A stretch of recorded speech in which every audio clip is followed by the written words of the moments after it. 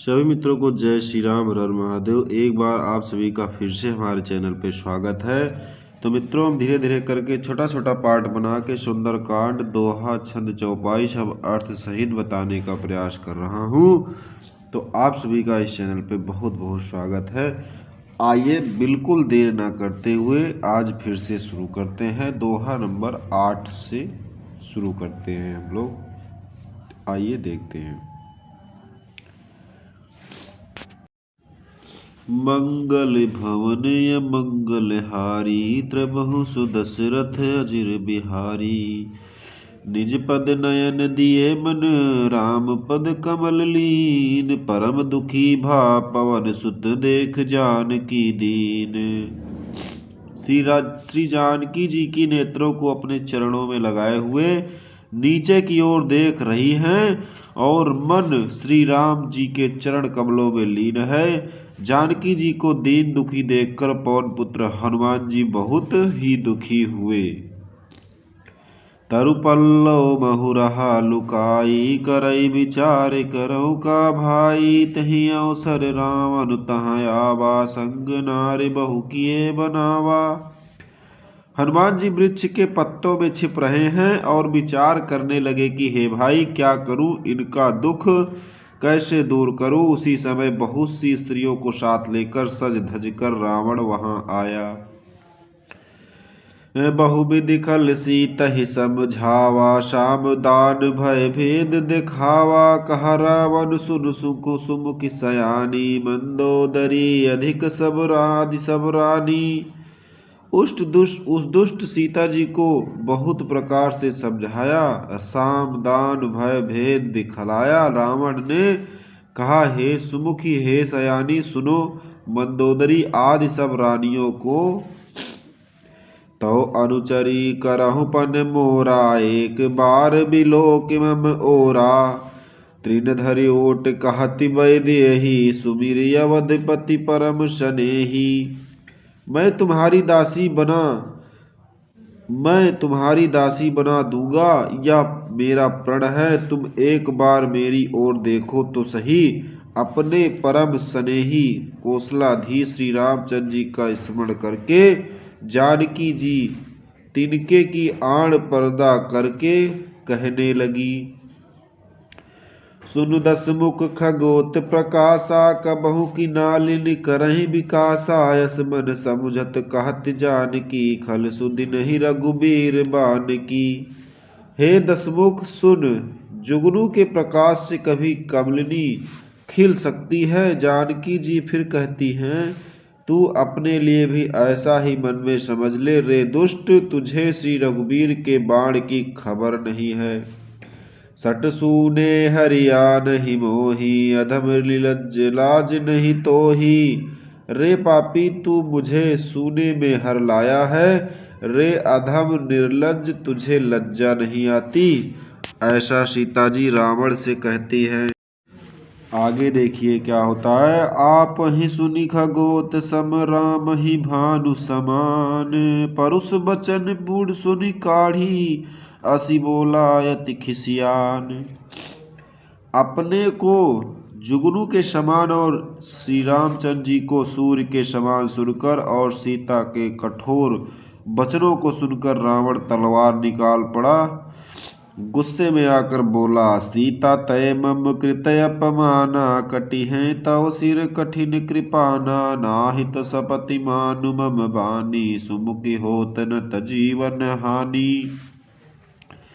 सीता, तूने मेरा अपमान किया है, मैं तेरा सिर इस कठोर कृषाण से काट डालूंगा। नहीं तो अब भी जल्दी मेरी बात मान ले। हे सुमुखी, नहीं तो जीवन से हाथ धोना पड़ेगा।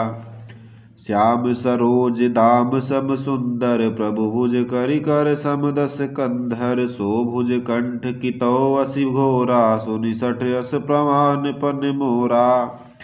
सीता जी ने कहा, हे दशग्रीव, प्रभु की भुजा जो श्याम कमल की माला के समान सुंदर और हाथी की सूंड के समान पुष्ट तथा विशाल है, यह तो वह भुज ही मेरे कंठ में पड़ेगी या तेरी भयानक तलवार ही रे सठ सुन यही मेरा सच्चा प्रण है। चंद्रहास हरु मम परितापम रघुपति बिरह अनल संजातम शीतल निशिति बहसि वर धारा कह सीता हरु मम दुख भारा। सीता जी कहती हैं, हे चंद्रहास तलवार, श्री रघुनाथ जी के विरह की अग्नि से उत्पन्न मेरी बड़ी भारी जलन को तू हर ले।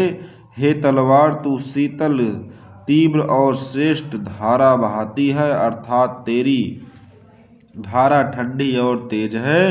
तू मेरे दुख के बोझ को हर ले।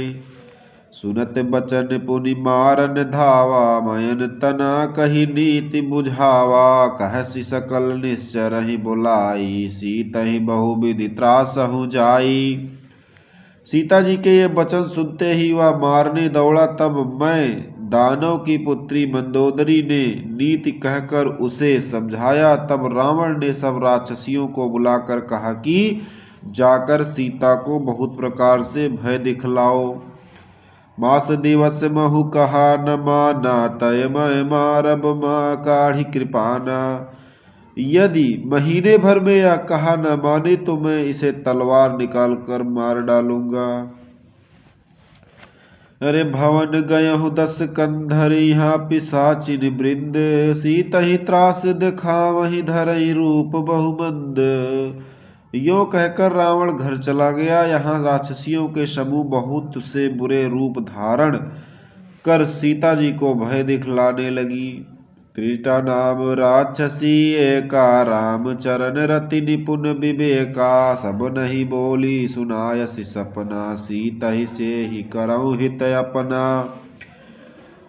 उनमें एक त्रिष्टा नाम की राक्षसी थी। उसकी श्री रामचंद्र जी के चरणों में प्रीति थी और वह विवेक ज्ञान में निपुण थी। उसने सबको बुलाकर अपना स्वप्न सुनाया और कहा, सीता जी की सेवा करके अपना कल्याण कर लो। सपने बानर लंका जारी जातु धे धान सेना सब मारी। खरया रूढ़ नगर 10 सीसा मुंडित सिर खंडित भुज भीषा। उसने कहा, स्वप्न में मैंने देखा कि एक बंदर ने लंका जला दी। राक्षसों की सारी सेना मार डाली गई। रावण नंगा है और गधे पर सवार है। उसके सिर मुंडे हुए हैं, 20 भुजाएं कटी हुई हैं। यही विधि सो दक्षिण दिश आई लंका बनहु विभीषण पाई। नगर फिरी रघुबीर दुहाई तब प्रभु सीता बोली पठाई। इस प्रकार से वह दक्षिण यमपुरी की दिशाओं को जा रहा है और मानो लंका विभीषण ने पाई है। नगर में श्री रामचंद्र जी की दुहाई फिर गई। तब प्रभु ने सीता जी को बुला भेजा।